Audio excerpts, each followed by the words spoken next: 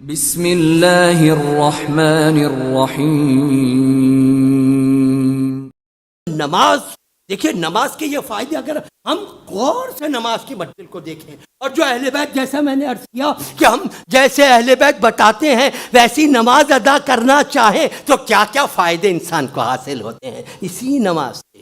ایک نماز جو انسان کو بہت بڑا فائدہ دیتی ہے، وہ انسان کے اندر اچھے اخلاق کی پرورش کرتی ہے، انسان کی روح کو بیدار کرتی ہے، تقوی کے پودے کی جو جڑ انسان کے اندر ہوتی ہے، جو آہستہ آہستہ انسان جس کسی طریقے سے اخلاص رکھے، اوصاف حسنہ کو اپنائے تو اس طریقے سے اس کے اندر اوصاف حسنہ آتے چلے جاتے ہیں، نیکیوں میں اضافہ ہوتا چلا جاتا ہے، برے اخلاق دور ہوتے چلے جاتے ہیں، اچھی صفتیں پیدا ہوتی چلی جاتی ہیں۔ جس کی وجہ سے، یہ نماز کی وجہ سے، جب انسان نماز پڑھتا ہے تو انسان خلوص اختیار کرتا ہے، انسان خدا سے عفو درگزر مانگتا ہے تو دوسروں کو بھی معاف کرتا ہے، انسان اخلاص عبادت کو فقط ذات الہی کے لیے سمجھتا ہے، انسان جو بھی چیزیں مانگنا ہو فقط ذات خدا سے مانگتا ہے۔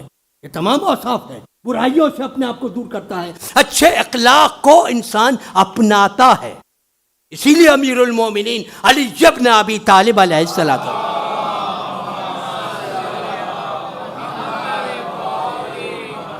نماز ہر پرہیزگار کے لیے تقرب الہی کا وسیلہ ہے، ہر پرہیزگار کے لیے تقرب الہی کا وسیلہ۔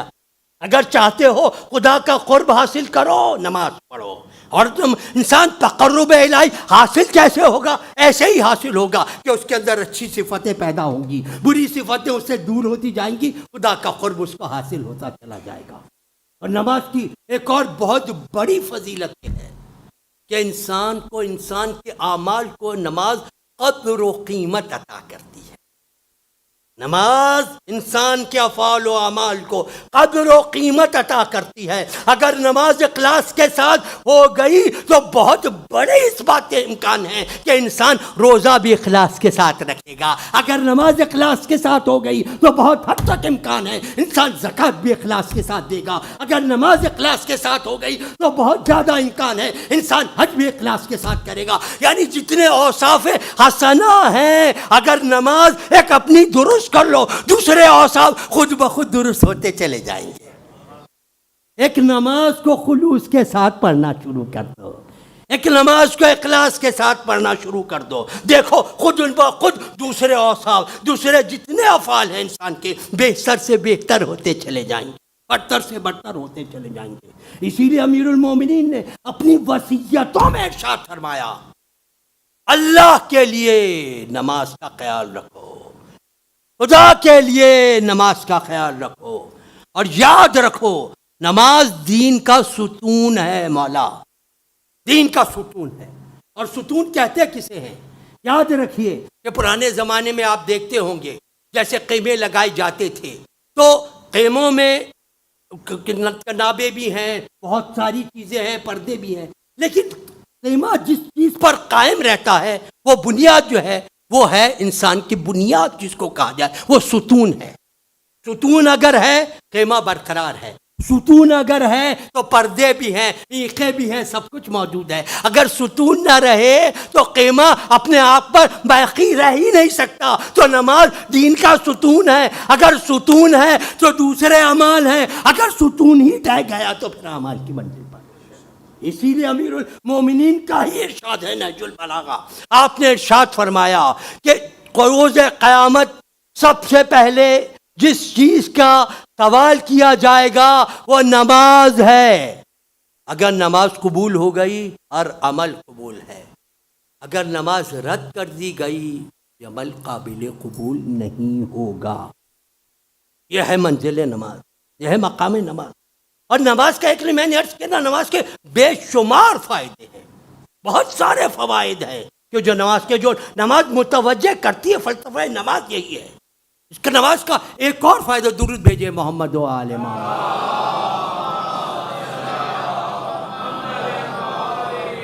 دیکھیے یہ ٹریننگ ہے جو ہو رہی ہے، جب نماز انسان پڑھنے جاتا ہے تو کن کن باتوں کا خیال رکھتا ہے؟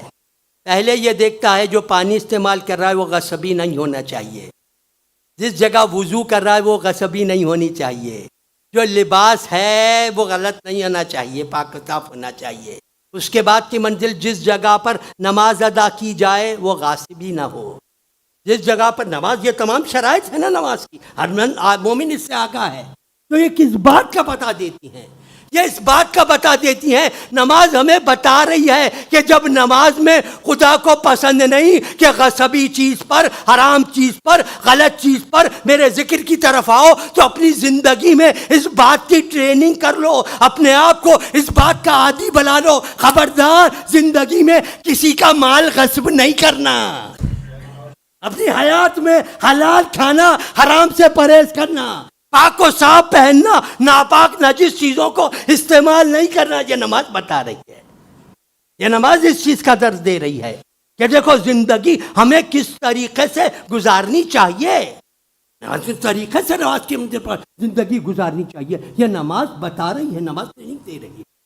اس کے بعد نماز کی ایک اور فضیلت و شرف، درود بھیجے محمد و آل محمد۔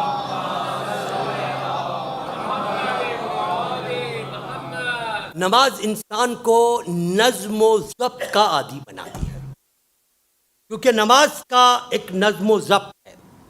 وضو آپ کر رہے ہیں، وضو کے شرائط ہیں، اور وضو ترتیب کے ساتھ ہے۔ مجھے اختیار نہیں کہ اپنی مرضی سے جیسا چاہے وضو کر لوں، نہیں، جو ترتیب بتائی شریعت نے اسی ترتیب پر رہتے ہوئے وضو کرنا ہے۔ پھر انسان جب وقت نماز آتا ہے تو نماز وقت سے پہلے بھی ادا نہیں کی جا سکتی، وقت کے بعد بھی ادا نہیں ہو سکتی، ادا کی منزل پر قضا الگ بات ہے۔ وقت سے پہلے انسان کا ہی نہیں، اسی لیے ایک حکم ہے شریعت کا۔ کچھ شک ہیں جن پر آپ کو بہت زیادہ توجہ دینی ہے، اس میں ایک شک یہ بھی ہے کہ وقت نماز ہوا ہے یا نہیں ہوا، یہ شک پر بہت توجہ دینی ہے۔ مجھے اندازہ نہیں کہ وقت نماز نہیں ہوا، تو آپ کو احتیاط کرنی ہے، تاخیر کر کے تھوڑا سا وقت دیکھ کے پڑھو۔ اگر وقت سے پہلے، تھوڑا پہلے بھی نماز ادا کی، نماز نہیں ہو سکتی، نماز وقت سے پہلے نہیں ہو سکتی، نماز وقت کے بعد ہوگی تو قضا ہو جائے گی، نماز ادا کی منزل پر نہیں ہو سکتی، ادا کی منزل پر نہیں ہو سکتی۔ اور پھر اس کے بعد نماز کی ترتیب ہے، نماز کی ترتیب ہے کہ انسان پہلے قرات کرتا ہے، اس کے بعد رکوع کرتا ہے، اس کے بعد سجدہ کرتا ہے، اس کے بعد تشہد و سلام، جو منزل ہے نماز کی ترتیب کے لحاظ سے ہے۔ یہ نظم و ضبط کا انسان کو عادی بناتی ہے کہ دیکھو نماز پر انسان صحیح معنوں میں جب توجہ دیتا ہے، غور سے نماز پڑھتا ہے، نماز کے بارے میں فکر کرتا ہے، تو انسان جان لیتا ہے خدا یہ چاہتا ہے جس طریقے سے نماز کو نظم و ضبط کے ساتھ، ترتیب کے ساتھ ادا کیا جائے، میں اپنی زندگی میں بھی نظم و ضبط کو لاؤں، میں اپنی زندگی میں بھی نظم و ضبط کو لاؤں، میں اپنی زندگی میں اس بات کا عادی بناؤں کہ نہیں اپنی مرضی سے جو چاہے نہیں، اور تو آپ کو نظم و ضبط کا عادی بنانا ہے، نظم و ضبط کا پابند بنانا ہے، تاکہ یہ نماز خدا کی بارگاہ میں قبولیت کی منزل پر پہنچ جائے۔ نماز کی فضیلت و شرف ہے، اور یہی وجہ ہے نماز الصلاۃ معراج المومن، نماز مومن کی معراج ہے۔ یعنی کیا شرف ہے معراج کی منزل، لفظ معراج ہی اپنے مقام پر قائم ہے۔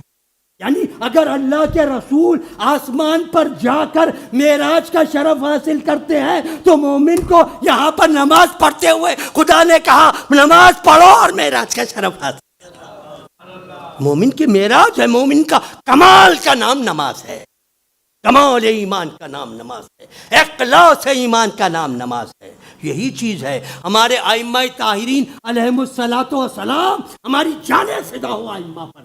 اگر ائمہ اور رسول نہ ہوتے دنیا صحیح طریقے سے نماز پڑھنے کا طریقہ بھی لوگوں کو نہیں آتا۔ کس نے بتایا کہ نماز ایسے ادا کی جاتی ہے؟ خلوص نماز کو بتایا کس نے؟ کس نے بتایا؟ اہل بیت نے بتایا۔ خضوع و خشوع کہتے کس سے ہیں؟ اہل بیت کے علاوہ کس کے در سے پتہ چلے گا؟ اہل بیت کے علاوہ کون بتا سکتا ہے کہ پیر میں تیر لگا ہوا ہے؟ اللہ اکبر، ذرا غور تو کیجئے، ذرا سوچئے تو۔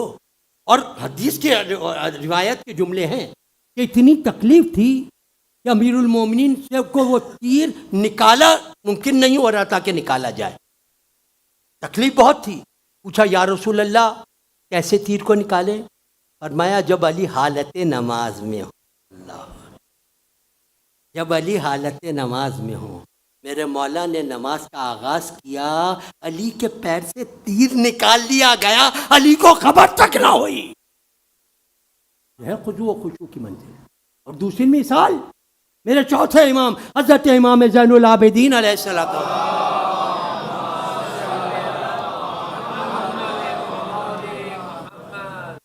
مولا کے گھر میں ایک مرتبہ آگ لگ گئی، دروازے کھڑکیاں پردے جل گئے، لوگ پکارتے رہے گھر والے، لیکن مولا نماز پڑھ رہے ہیں۔ جب نماز ختم ہو گئی، دیکھیے توجہ کی منزل کیا ہے، جس کو سمجھنا بہت مشکل مقام ہے۔ جہاں اخلاص کی وہ مقام نہ ہو، اخلاص کی وہ مرتبہ، اس کو نہیں سمجھا جا سکتا، نہیں سمجھا جا سکتا یہ اخلاص کی منزل۔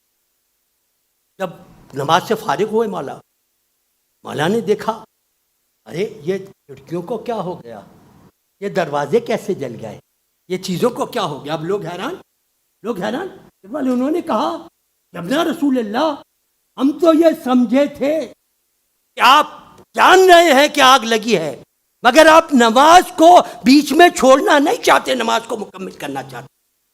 تو یہ امام کا جملہ ہے، آپ نے ارشاد فرمایا مجھے کیسے پتا چلے گا، میں تو اس کے پاس تھا نماز کی منزل پر۔